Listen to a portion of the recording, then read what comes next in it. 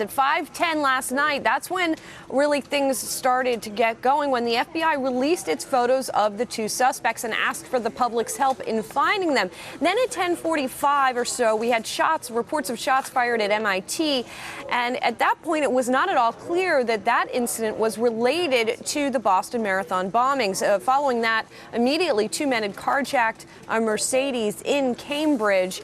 And then there's sort of a blurry period here. There was reports right after that an MIT campus police officer who was responding to a disturbance was found shot multiple times in his vehicle. Then I should say we had news of that carjacking. And then following that, we got some reports that the police were chasing the two suspects and that there was a firefight that ensued with the suspects throwing bombs out of the vehicle at the police. And people who were eyewitnesses there were reporting on Twitter and elsewhere that they were seeing this happen on the streets of Watertown and of some of the suburbs of Boston. Around 1 a.m., that seemed to come to a head. And then by 1:35, we had one of the suspects being declared dead at Beth Israel Deaconess Medical Center. He had been taken there, had been declared dead. It seems that one of the suspects actually ran over the younger brother, ran over the older brother as he was fleeing the scene. Then around 4:30 a.m., there was a Boston police news briefing. And at this briefing was the first time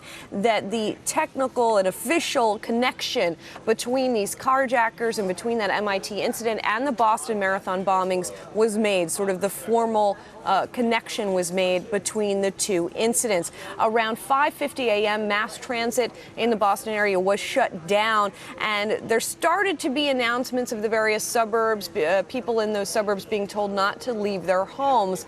By 7:30, we did have the identification of one of the suspects. That is the younger brother, Johar Tsarnaev.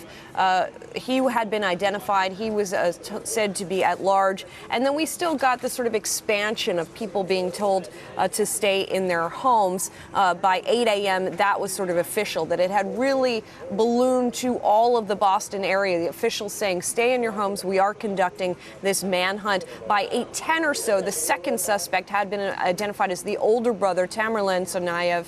And then really things slowed down a bit as we saw the police trying to conduct these searches of Watertown and of the area. By 12:35, we did get an update from officials, and included in that update was that 60 to 70% of their search of Watertown had been completed. Now, we are now just getting word in the past few minutes that another press conference will be held at 5:30 p.m. with some of the same players that had been involved at the press conference at around noon. Governor Deval Patrick, the mayor of Boston, some of the police officials who have been key in this investigation.